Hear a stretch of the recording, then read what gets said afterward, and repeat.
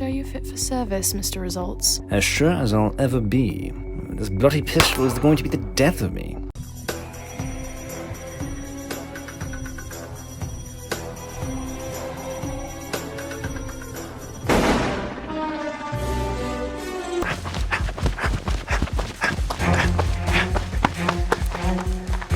The name's Results. Admin Results. Gentlemen, welcome back to the channel. I'm your host, the Talking Balaclava. And today we're going over the Walther PPKS with a British accent. James Bond. Diving into this video, we're going over the Walther PPKS, the stainless steel version in 380 9mm cars. So this gun is probably the most uncomfortable gun that I have shot to date in my short adult life. Now, so I'll pull back the magic curtain. All right, so I got 2 mags for it and then a nice little leather holster. Gentlemen, I know you're watching this from the toilet. I will be answering your comments from the toilet. Feel free to leave a comment in the comment section down below. Do the like and subscribe.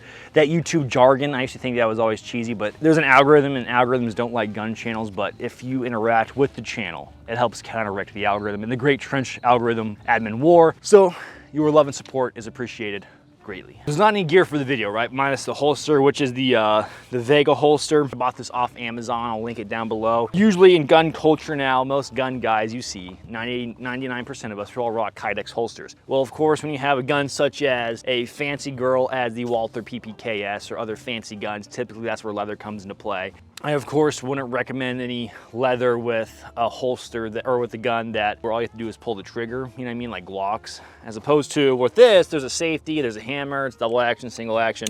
So when that safety's down, you can't pull that hammer back, you know what I mean? Nor can you cock the hammer when that safety's down. So level of comfort, right? Extra safe. Makes it a little bit slower and more frustrating to shoot and be fast with, but yet we're getting ahead of ourselves in the nuanced details, right? So what's my relationship, right? Full disclaimers out of the way.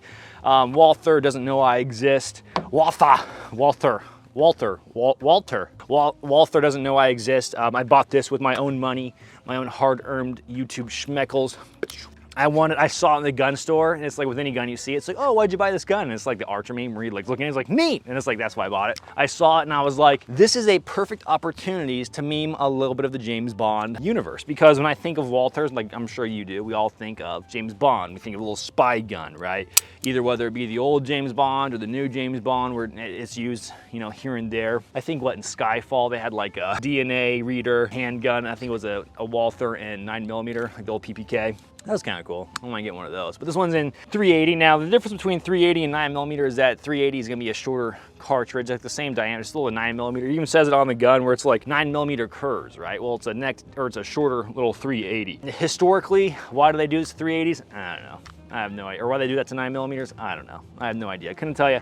I'm not Forgotten Weapons. Go watch an episode of Forgotten Weapons, and I'm sure he'll tell you the exact year, date, manufacturer of each 380 bullet like he does. So, and that's why we all love Gun Jesus. I, on the other hand, am a notoriously big chimp, doing big chimp things on a big chimp and flat range. Everything I say, do, or talk about, I would encourage you to take with a grain of salt because I'm literally a dude wearing a balaclava on the internet. So I literally never would have bought this gun if it weren't for James Bond. If this would have existed, I'd been like, no, it's not my flavor. I'm a Glock guy. I'm an HK guy, not a big Walther guy. With that being said, Walther isn't on my top list of guns to own. Of course, I wouldn't mind getting more guns, but I try and play things realistically here on the channel. With that being said, is that as a gun guy, I know it's tough to afford a lot of guns and there's not a huge need. If you are someone where your discretionary income is limited, then you don't need to be buying all these different handguns. It's like the common dogma in gun culture is like, you get your AR-15, you get your Glock 17. If that's all you can afford, you are set. Good quality in both, and you're good to go.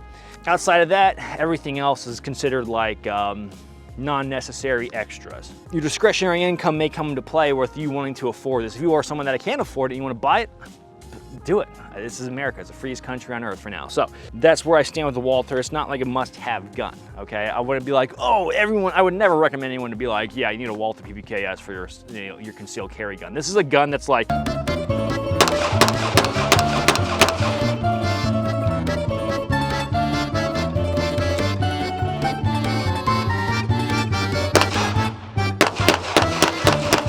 I'm very hesitant to carry and concealed carry, and I have concealed carried it. I think it's one of those guns where it's very comfy to conceal carry. It's nice, small, it's very subcompact, but there are a lot of drawbacks when carrying a firearm such as this. One of them being is that you only have 7 rounds of 380 in a mag. A single stack mag with a handgun that feels like it weighs almost like a full-size handgun. Like it's a chonky little gun. The slide's like a midget sitting on top of this mug, and it has a snappy recoil. So accuracy is hard, you don't have a lot of ammo, but it's perfect for a good cocktail hour in a tuxedo.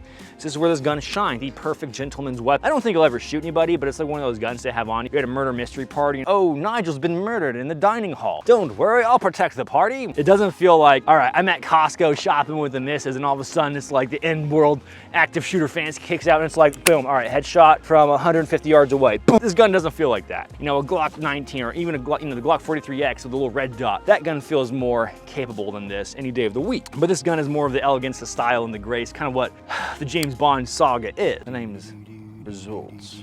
Admin Results. If I was an MI6 agent, I'd be like, why are you giving me a 380? Sorry, I was gonna say 9mm curse. Why are you giving me a 380 handgun single stack when we have like all this cool spy tech? Because it's James Bond. British elegance meets spycraft. Now I know there are some of you guys out there that are tried and true James Bond freaks where you just like consume everything James Bond. I respect that. I think there's more culture. There's been more culture derived from James Bond than a lot of other stuff. What kind of gets me is I think James Bond isn't like, say, as much as a gun movie as John Wick. It's James Bond is more of that spy movie, very sleek, elegant cars, watches, guns, women. I'm getting way off topic, but if you watch the channel, then you know what you're signing up for, so. If you're not and this is your first time, I'm so sorry. Go watch something more productive. Earlier, I don't know if I caught it on camera, but I said this is probably the most uncomfortable gun I've shot.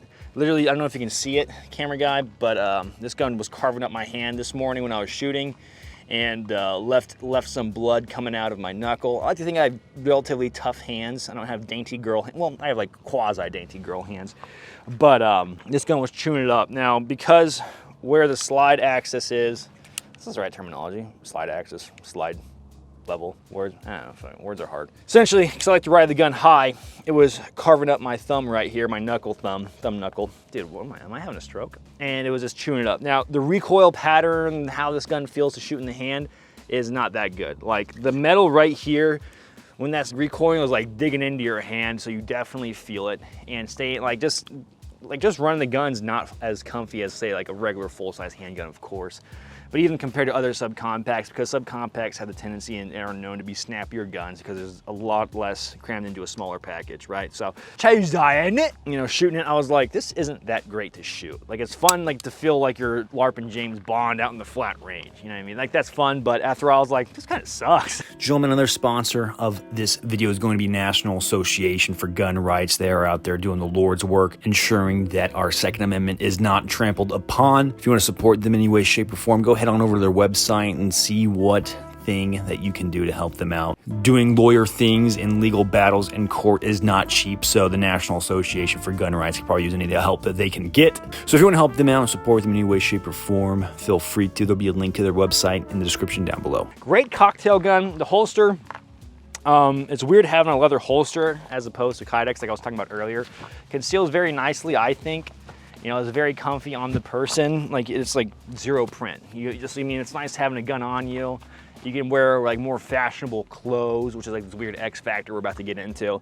So if like you're like trying to dress up for weddings, you know, formal events, and you want to carry on your person, like you don't have to worry about trying to conceal a big old Glock.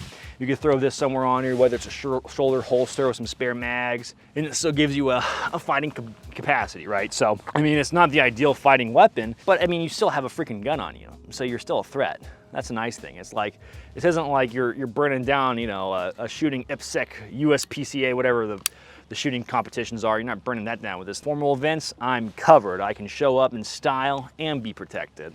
And if you want to cock it back and do your interrogation, tell me where the launch codes are. And he's like, no. And you're like, all right, well, here we go. And then they're like, oh, we cocked the gun, right? It gets a little bit more serious. So the iron sights. So the iron sights are utter dog shit. Probably my least favorite sights I've seen on a handgun to date. Is very hard. These sights like work great if there's plenty of sunshine and you can actually see. But if there's like any sort of like darkness, if you're working in that night, if you have a shadow, I think these sights are not for you. There's no illumination on these ones.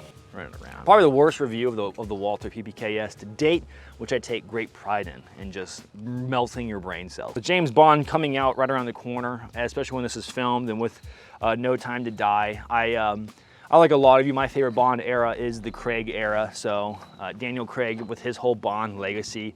You know, you gotta think like, I'm gonna make some of you feel old, but like I was like just a kid back in 2006 when he initially was James Bond.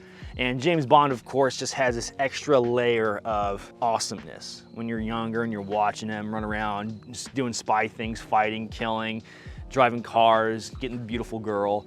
And it just resonates you as like a young kid, and as grown up into adulthood, that's how long he's been James Bond. I think it's wild. You know what, 2006 to 2021, right? That's a whole like career of being just a James Bond actor. So that's really cool to me. You know, it's weird, like this nostalgia and connection we have to a guy. Of course, we don't know, this British dude. He probably doesn't even like guns. I don't know. Maybe he does. Maybe he doesn't. Gentlemen, if you enjoy this video in any way, shape, or form, feel free to support the channel. Your support keeps me up at night in a good way. Patreon's an excellent way to support the channel. I do giveaways on the Patreon. You know, chit chat, we talk about girls, we stay up late. It's like a fun slumber party. Merchandise is a big one, supporting the channel. Go ahead and grab yourself a hat, fanny pack, shirt, all that different stuff. As always, stay easy, stay breezy. I will catch you all on the flip. All right, talking balaclava, James Bond audition, take 27. The name's results. The name's admin results. More British. All right. Less British. Oh, okay. Why didn't I get a chance? Just a little bit. Just okay. try it. Right then, name's results, admin results. The name's results, admin results. The name's balaclava, talking balaclava.